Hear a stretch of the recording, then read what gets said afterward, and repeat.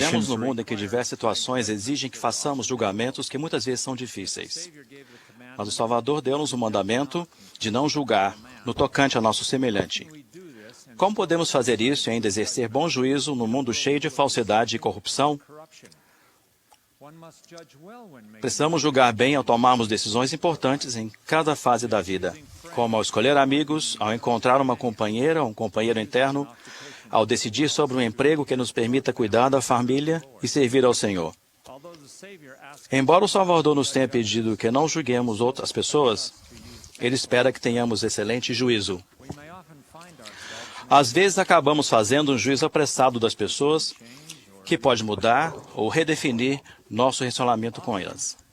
Frequentemente, fazemos julgamentos equivocados devido a informações limitadas ou por não enxergarmos além daquilo que temos à nossa frente. Para efeitos de ilustração, conta-se muito a história de quando Jesus Cristo visitou a casa de Maria e Marta, que morava em Betânia com o irmão Lázaro. Era um lugar no qual o mestre era sempre bem-vindo, onde podia descansar e apreciar a cercania de uma casa em que moravam pessoas juntas. Em uma de suas visitas, Marta estava atarefada preparando a refeição, enquanto Maria decidia sentar-se aos pés do mestre e ser ensinada por ele. Marta, porém, andava distraída em muitos serviços e, aproximando-se, disse: Senhor, não se te dá de que minha irmã me deixe servir só? Disse-lhe que me ajude. E Jesus respondeu: Marta, Marta, estás ansiosa e afadigada com muitas coisas, mas uma só é necessária. E Maria escolheu a boa parte, a qual não lhe será tirada. Muitas aulas dominicais foram dadas usando essa história, que pode ter colocado Marta em uma posição inferior em termos de fé. Mas há outra história a respeito dessa grande mulher, Marta, que nos dá uma visão mais profunda de sua compreensão e testemunho.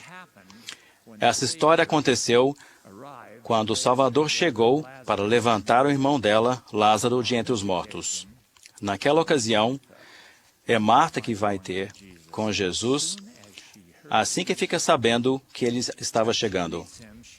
Ao encontrar-se com ele, ela disse que sabia que tudo quanto ele pedisse a Deus, Deus lhe concederia. Cristo então ensinou a grandiosa doutrina da ressurreição a Marta, dizendo: Eu sou a ressurreição e a vida. Quem crê em mim, ainda que esteja vivo, morto viverá. E todo aquele que vive e crê em mim, nunca morrerá. Crês tu isto? Ela respondeu com um vigoroso e fervoroso testemunho: Sim, Senhor. Creio que tu és o Cristo, o Filho de Deus, que havia de vir ao mundo. Quão frequentemente Marta foi erroneamente julgada como se fosse uma pessoa que se preocupava mais com as coisas materiais do que com o espírito. Contudo, seu testemunho ao enfrentar a provação da morte do irmão mostra claramente a profundidade de sua compreensão e fé. Muitas irmãs ouviram essa história pela primeira vez e se questionaram se seria uma Maria ou uma Marta. Mas a verdade está em conhecer a pessoa por completo e usar de bom julgamento. Ao conhecermos mais a respeito de Marta, descobrimos que, na verdade, ela era uma pessoa com um caráter profundamente espiritual, que tinha um testemunho destemido e ousado da missão do Salvador e de seu poder divino sobre a vida.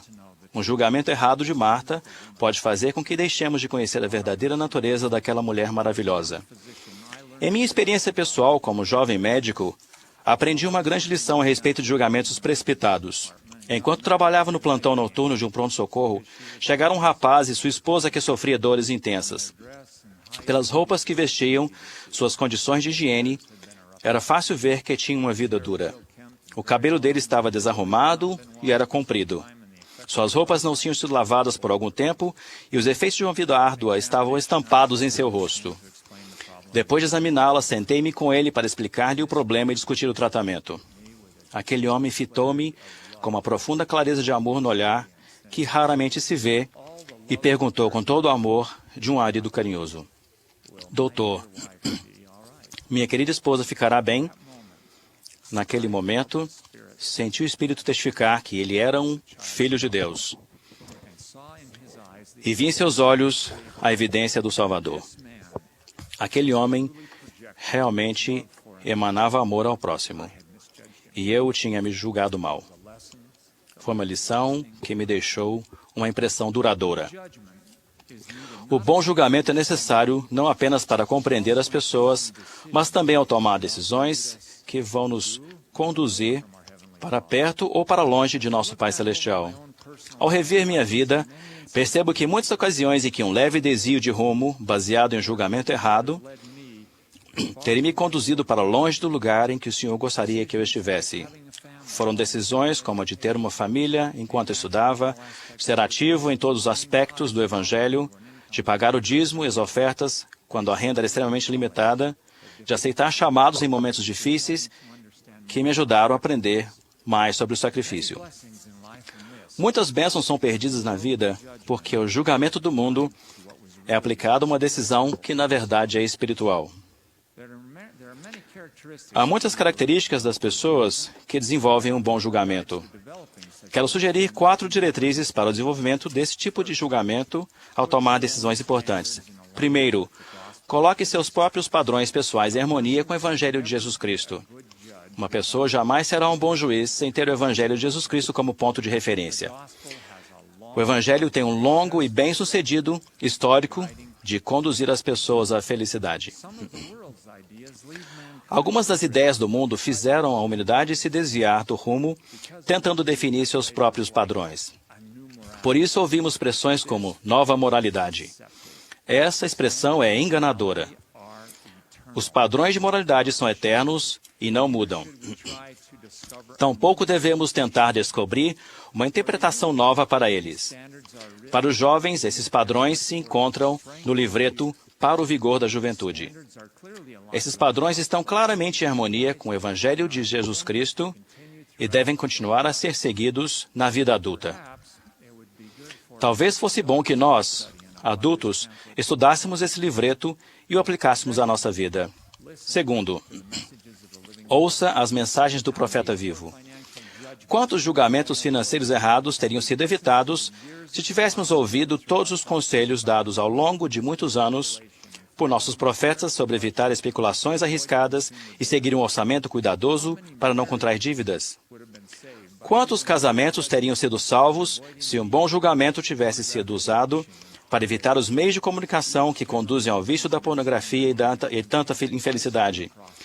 Todas as conferências gerais e revistas da igreja contêm conselhos dos profetas que nos guiam a um bom julgamento se forem seguidos.